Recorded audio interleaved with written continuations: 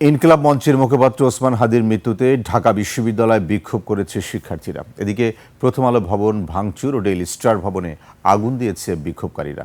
রাজশাহীতে বিক্ষোভ ও আওয়ামী অফিস ভাঙচুর। চট্টগ্রামে সাবেক মন্ত্রী মহিবুল হাসান চৌধুরী নওফেলের বাড়িতে আগুন দিয়েছে বিক্ষোভকারীরা।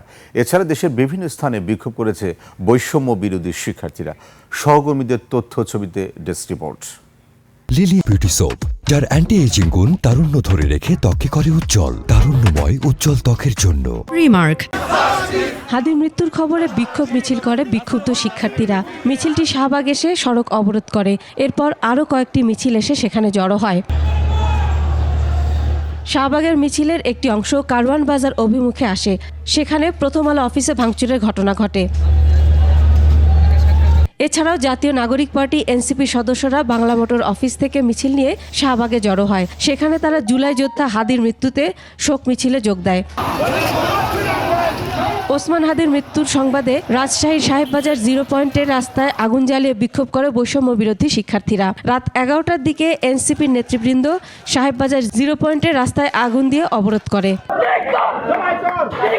রাতে চট্টগ্রামে বিক্ষুব্ধ জনতা নগরীর 16 শহর এলাকায় বিক্ষোভ সমাবেশ করে।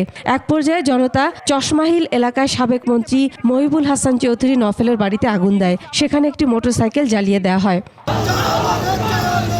জয়পুরহাটে বিক্ষোভ মিছিল হয়েছে। রাত 11টায় শহরের কেন্দ্রীয় শহীদ মিনার থেকে বিক্ষোভ মিছিল বের করে প্রধান সড়ক প্রদক্ষিণ করে। এ সময় মিছিলে অংশ নেয় এনসিপি, বৈষম্য বিরোধী ছাত্র আন্দোলন ও ইনকিলাব মঞ্চের প্রতিনিধিরা। নেত্রকোনা শহরের কালেক্টর মাঠ থেকে এনসিপি সহ বিভিন্ন দলের বিক্ষুব্ধ নেতাকর্মীরা মিছিল করে। Masum আলিসা, desk report, 21 television.